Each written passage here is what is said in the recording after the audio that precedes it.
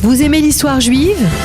Retrouvez Liana Gurfinkel dans Un jour notre histoire sur Studio Kalita, c'est tous les matins, pour découvrir ensemble les événements et les personnages qui ont fait notre histoire.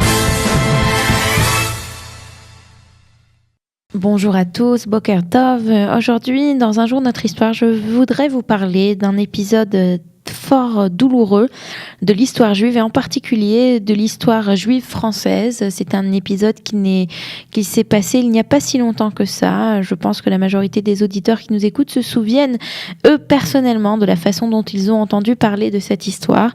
En l'occurrence, moi, je me souviens très bien être dans le bus un vendredi matin, en route vers Jérusalem, de la faculté de Bar-Ilan jusqu'à Jérusalem, et parlant avec mes parents au téléphone qui me racontaient cette histoire que j'avais beaucoup de mal à croire. Voilà, nous sommes en janvier 2006 et à la date d'aujourd'hui, au 13 février 2006, on va retrouver un homme juif, Ilan Halimi, qui est dans un état critique, qui va mourir quelques instants plus tard. C'est de Ilan Halimi dont je voudrais vous parler ce matin, vous raconter son histoire de ce juif qui malheureusement était né juif et qui va être tué et assassiné après qui va mourir de nombreuses blessures dues à une longue torture parce qu'il était juif. Alors Ilan Halimi est le fils aîné d'une famille juive, il est né le 11 octobre 1982 et il travaille comme vendeur dans un magasin de téléphonie mobile du boulevard Voltaire à Paris dans le 10e. Le soir du 20 janvier, il rejoint en Twingo grise une jeune fille qu'il a branchée, comme on dit, dans son magasin une semaine plus tôt et qu'il a rappelé pour passer une soirée ensemble. Il est ainsi enlevé dans la nuit du 20 au 21 janvier 2006 en région parisienne. Au petit matin, son amie Moni recherche sa Twingo. Elle ne le trouve pas. Elle remonte. Elle est inquiète. Elle appelle ses amis et la famille d'Ilan.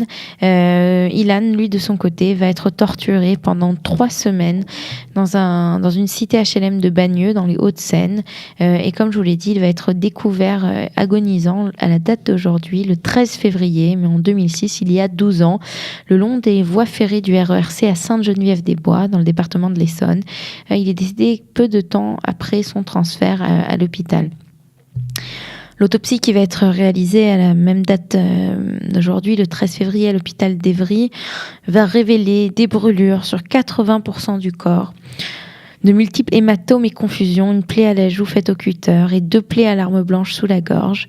Le médecin légiste va conclure qu'aucun des coups n'est mortel, mais ce n'est pas donc un coup isolé qui va provoquer la mort, mais c'est l'ensemble des violences et tortures subies pendant 3 semaines.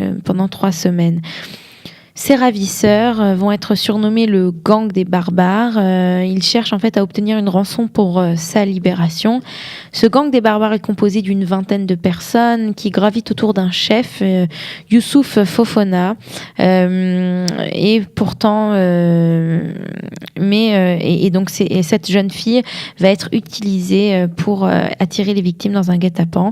Ilan Halimi ne sera pas la première victime du gang. Il y a eu 5 tentatives d'approche, mais elles avaient toutes d'approche avant lui, mais elles ont toutes échoué. Il faut dire que le motif de ce crime est crapuleux et surtout antisémite.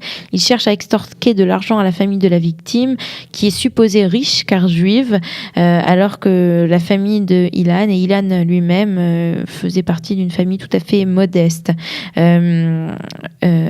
Le montant exigé donc par le gang des barbares était entre 450 000 à 1 demi-million d'euros, mais bien entendu la famille n'avait pas les moyens de lever ces fonds. Alors cette histoire, on se rend compte d'un seul coup que l'antisémitisme en France est trop présent, on le savait, mais que l'antisémitisme en France est tellement présent qu'il peut amener au kidnapping, à la torture d'un simple juif. Donc cela choque énormément la communauté juive en France. Et puis il faut dire que un autre événement qui a beaucoup marqué les esprits et que, comme je vous le disais, Ilan Halimi va être enterré d'abord à Paris, mais dans le cimetière de la région parisienne de Bagneux, mais comme sa tombe va être profanée, sa famille décidera de faire venir son corps au cimetière de Givat Shmuel à Jérusalem, où il est enterré aujourd'hui. Voilà, donc c'était de Ilan Halimi dont je voulais vous parler, c'était à sa mémoire dont je voulais vous parler aujourd'hui. Ilan Halimi, donc, qui a été retrouvé mourant à la date d'aujourd'hui, qui va mourir à la date d'aujourd'hui, le 13 février 2006. Vous aimez l'histoire juive ? Retrouvez Liana Gurfinkel dans Un jour notre histoire sur Studio Kalita, c'est tous les matins, pour découvrir ensemble les événements et les personnages qui ont fait notre histoire.